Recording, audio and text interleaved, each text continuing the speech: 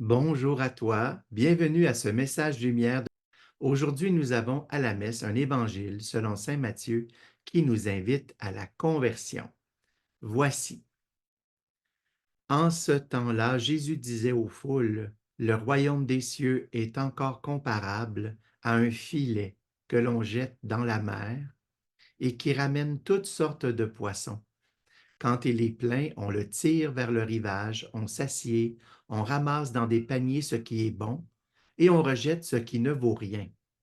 Ainsi en sera-t-il à la fin du monde. Les anges sortiront pour séparer les méchants du milieu des justes et les jetteront dans la fournaise. Là, il y aura des pleurs et des grincements de dents. Avez-vous compris tout cela? Ils lui répondirent oui. Jésus ajouta, c'est pourquoi tout scribe devenu disciple du royaume des cieux est comparable à un maître de maison qui tire de son trésor du neuf et de l'ancien. Quel bel évangile, mais qui est un peu direct.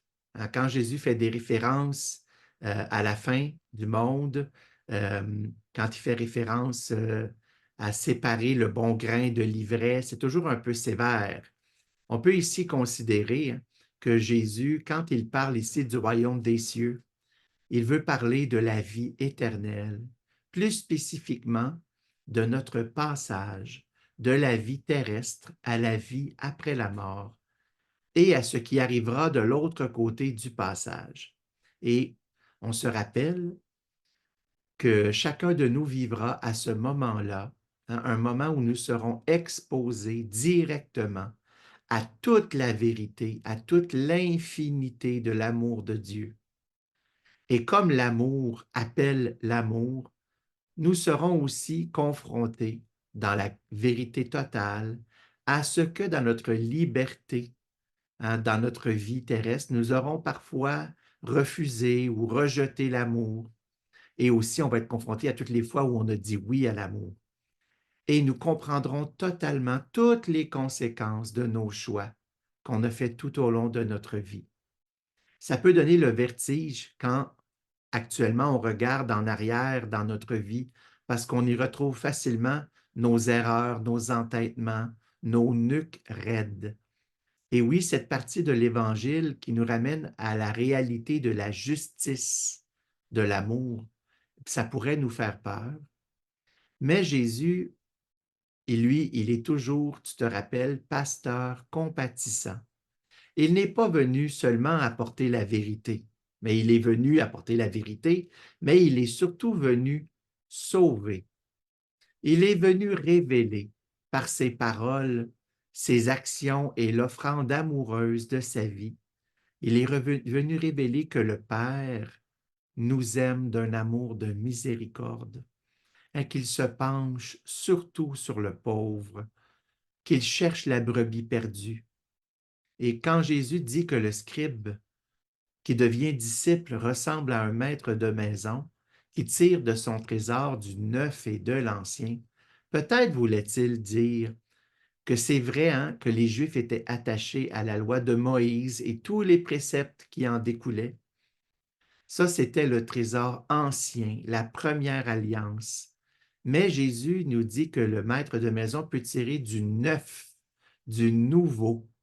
Et quand on parle de trésor, je ne peux m'empêcher de penser à la fondatrice de la famille Myriam, sœur Jeanne, qui avait une confiance immense dans le trésor caché de l'offrande de Jésus.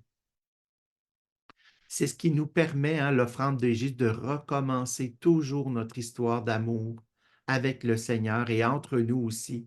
Chaque jour, on peut déposer ce qu'on vit, même nos échecs, dans l'amour, et de s'unir à ce moment-là à Jésus Sauveur qui est toujours en état d'amour envers le Père et envers nous.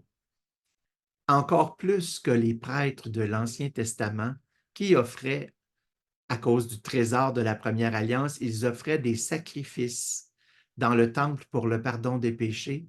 L'offrande de Jésus, qui est l'agneau de Dieu, nous rétablit réellement dans la communion avec le Père, dans la communion entre nous. Et tu sais, ça peut être vécu des milliers de fois chaque jour, dans chaque Eucharistie auquel on peut s'unir, les Eucharisties qui sont célébrées partout dans le monde.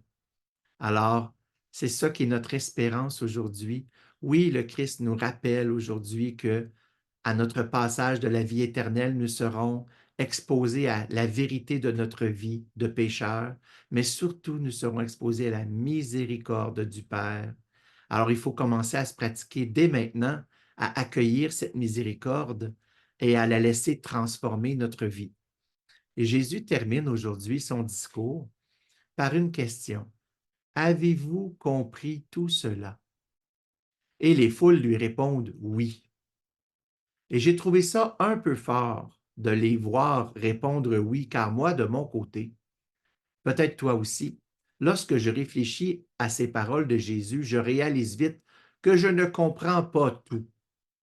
Je suis donc allé à la définition du verbe comprendre, en Jésus qui dit, avez-vous compris tout cela? Et je suis allé à la définition du verbe comprendre en grec. Et le mot utilisé dans l'Évangile Saint Matthieu, chapitre 13, verset 51, c'est le mot souniemi, qui veut dire, dans le sens du mot comprendre, qui veut dire adapter notre perception avec la chose perçue, disposer ou joindre ensemble dans notre esprit. C'est beau, hein? Donc, Jésus aurait pu dire en d'autres mots, faites-vous le lien avec votre vie. Après avoir dit ces conseils d'évangile aujourd'hui, arrivez-vous à adapter votre mentalité à ce que je vous propose aujourd'hui? Avez-vous compris tout cela? En faites-vous l'expérience? Et en regardant ce sens du verbe comprendre, ça m'a amené à faire des liens. Comme si Jésus me disait, peux-tu faire le lien avec ta propre vie? Et dans mon cas, c'est vraiment une rencontre, peut-être pour toi aussi, une rencontre avec le Christ miséricordieux qui m'a permis de vivre depuis quelques années un renouveau dans ma vie de baptisé, ce qui veut dire dans mon chemin de sainteté. C'est ça, être baptisé, qui m'a permis de vraiment remettre mon passé à la miséricorde, arrêter d'y revenir si souvent, hein, remettre mon passé pour que la miséricorde s'en occupe, parce que Dieu est vraiment sauveur. Et c'est à ça que sert le salut. Hein. Depuis quotidiennement, hein, depuis cette conversion que je vis, que j'ai vécue, c'est la rencontre quotidienne avec Jésus dans l'oraison du matin, dans l'Eucharistie, à la messe ou à l'adoration. C'est ça qui me relance chaque jour. Et toi, comment la miséricorde se manifeste-t-elle dans ta vie? Et surtout, quelle est ta réponse de confiance pour accueillir ce salut, hein, comme un trésor caché au cœur de ta vie? À toi qui écoutes, je te dis bonne journée avec Jésus. Au revoir et à bientôt. Jésus,